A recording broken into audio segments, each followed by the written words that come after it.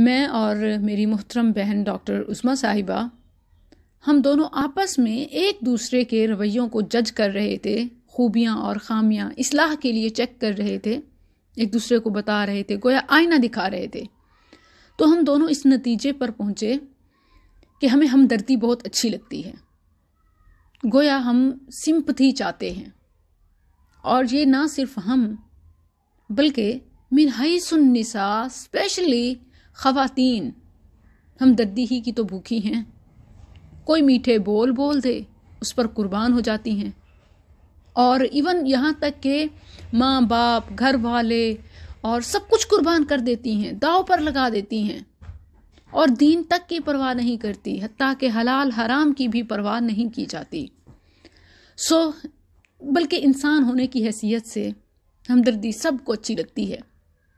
جب ہمدردی ہی چاہیے تو کیوں نہ اسی ہمدردی کو اپنی پاور بنا لیا جائے، یعنی اس کا صحیح استعمال کریں اور نوجوانوں کو ہمدردی دے کر اسلام کی طرف لے آئیں۔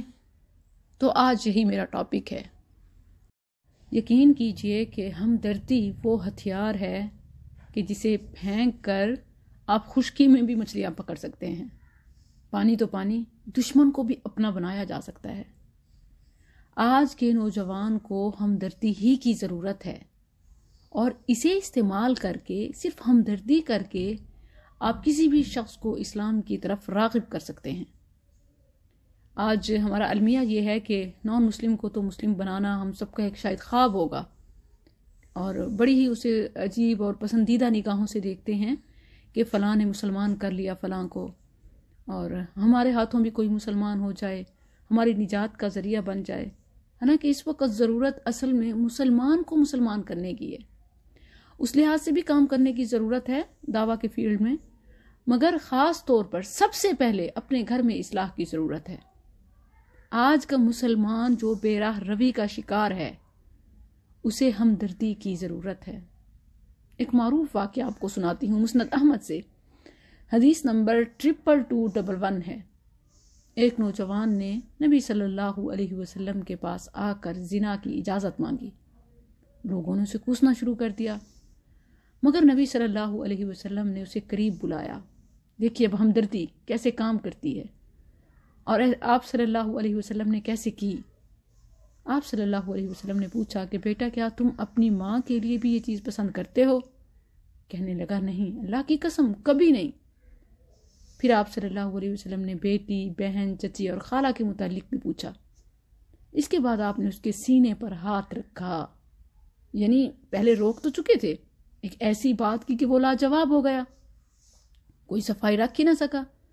اس کے بعد آپ نے ہمدردی کیا کی کہ اس کے سینے پر ہاتھ رکھا اور فرمایا اللہم اغفر ذنبہ وطہر قلبہ وحسن فرجہ۔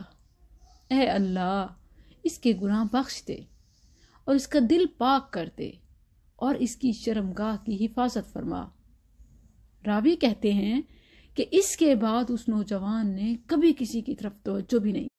ہمارا المیہ یہ ہے کہ ہم جرم سے نہیں مجرم سے نفرت کرتے ہیں، گناہ سے نہیں بلکہ گناہ گار سے نفرت کرتے ہیں، اور یہ چیز انسان کو مزید باغی بنا دیتی ہے کہ بدنام تو ہو ہی گیا ہوں، چلو پھر گناہ کر ہی لوں، یوں تو یوں صحیح۔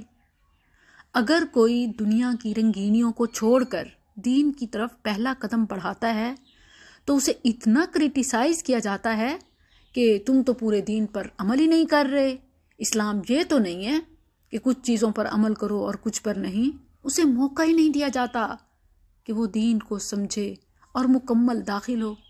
پہلے قدم پر ہی تو محاسبہ شروع کر دیتے ہیں، جبکہ انداز تو یہ ہونا چاہیے کہ بات وہ کریں جو دل میں اتر جائے، سوچنے پر مجبور کر دے، اور دعا یہ دیں کہ اس کی زندگی بدل جائے، جس کا مشاہدہ راوی نے بھی کیا کہ اس کے بعد اس صحابی کے دل میں پھر بدکاری کا خیال تک نہ آیا۔